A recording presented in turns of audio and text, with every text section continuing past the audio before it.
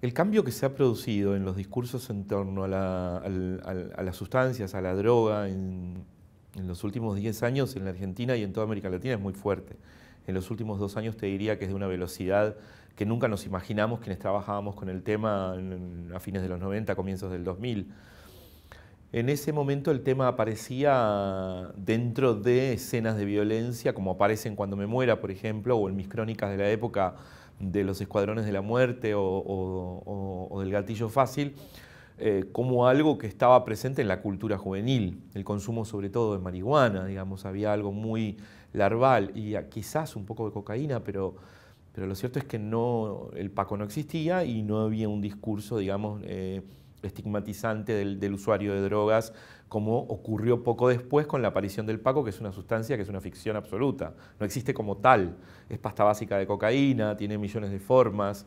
El flagelo no es tan enorme como se dice, se lo ha inflado de todas las maneras posibles. Es preocupante, es dañina, no es letal. Los chicos se mueren porque están mal alimentados y porque se enferman y no porque se fumaron 50 pipas de Paco. No existe la sobredosis de Paco, digamos. Entonces, ¿qué pasó? Acá pasaron 2 cosas interesantes. Una, es un tipo que va a pasar a la historia por eso y no por otras cosas, siendo un personaje enorme de la política, es Aníbal Fernández. Hubo una abogada que en algún momento tuvo una función pública con él, que lo meloneó y lo convenció de que la Argentina cambiara su posición en Ginebra, planteando una política de drogas que entiende las sustancias de otra manera. Es decir, digamos que ya no pone el eje en la oferta y la demanda, sino que intenta acercarse a una visión no liberalizadora de los mercados de las drogas, pero despenalizadora del consumo.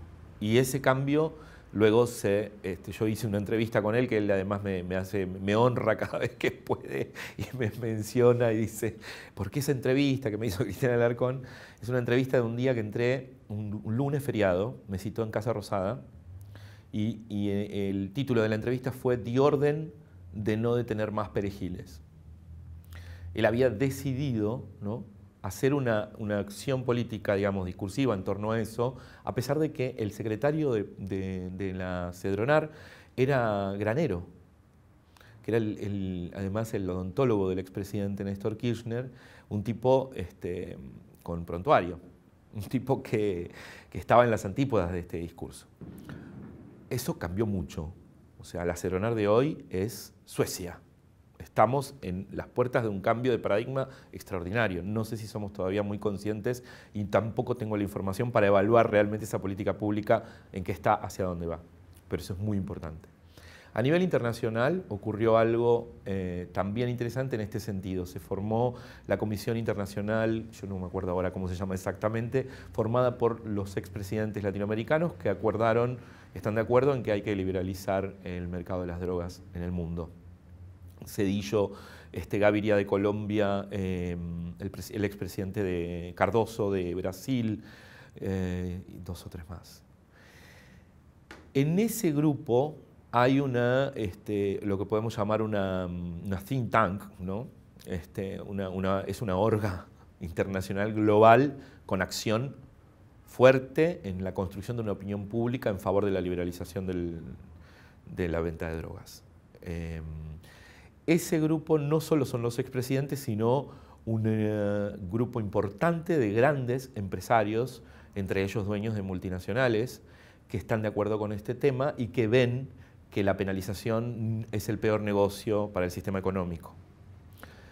Ese grupo de empresarios está inyectando recursos a esta campaña internacional y esto también ha producido un cambio en esos discursos que están ahí. Así que los periodistas, cuando llegan a estas conclusiones, están parándose sobre, digamos, no podrían hacer otra cosa, porque ahí está el mundo, digamos. No es que el periodismo ha hecho un cambio, no, cambió el mapa discursivo del tema de las drogas.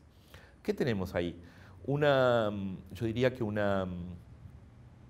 a ver, no es falacia, ¿no? Es como una entelequia, que es el narcotráfico, ¿no?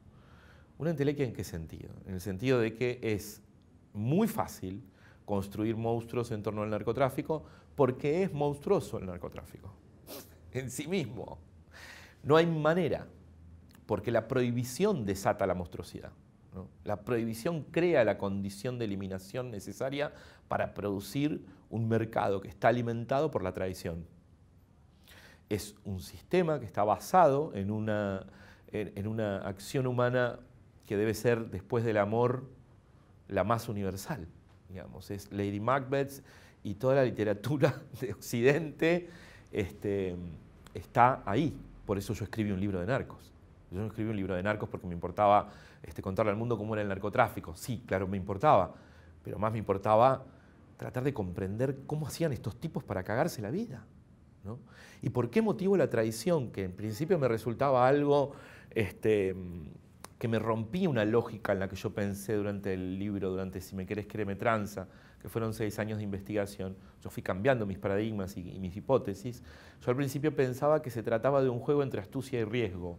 Yo creía que el narcotráfico era un mundo en el que ganaba el astuto, que no es el inteligente, ¿sí? Es una inteligencia que viene de lo rural, una inteligencia que viene de la relación con el tiempo, con el clima, con la posibilidad de anticiparte a la naturaleza, ¿no? De engañarla, de controlar y gobernar ese mundo salvaje en el campo, ¿no? En la montaña, en la sierra, en la selva. Y que la inversión inicial en el narcotráfico siempre es el riesgo, ¿no? Como un concepto además súper contemporáneo, ¿no? Hay una cantidad de teorías en torno a las teorías del riesgo que además explican muchas otras cosas, no solo el narcotráfico. Y que entonces la astucia regulaba el riesgo. El más astuto corría menos riesgo. Pero aparecía la tradición. Y todos los narcos que entrevisté siempre me dijeron lo mismo. A mí y a muchos otros que han entrevistado más narcos que yo, ¿no? Hay antropólogos increíbles que han hecho trabajos como Philippe Bourgeois, de décadas, ¿no? 20 años hace que Philippe Bourgeois estudia el narcotráfico, ahora lo hace en Filadelfia, lo hizo en Harlem durante 10 años. Y es que los narcos te dicen, este es un negocio de gente leal porque no hay papeles acá, solo toca creer en la palabra. Al mismo tiempo que te está diciendo eso, está mandando a matar a un competidor, o a su socio, o a su compadre, o a su hermano, o sea, a su mujer, a su hijo. No hay más familia, no hay lazo. Se rompe, se elimina por imperio de una ganancia extraordinaria que está impulsada por la ambición, que es otra cuestión súper universal. Yo creía que la traición desestabilizaba el binomio riesgo, astucia, y me terminé dando cuenta de que no, de que es el motor, es el estabilizador, es el que produce el vacío que va a hacer que esa energía extraordinaria de recursos, ¿no? y de violencias se mueva, sí o sí, porque hay que ocupar ese vacío, porque el sistema no permite que haya un vacío de poder. Todos sus eslabones tienen que estar plenos. Por lo tanto, cualquier acción contra el narcotráfico represiva no va a hacer más que reproducirlo. Casi que es una paradoja, pero lo cierto es que no tiene solución.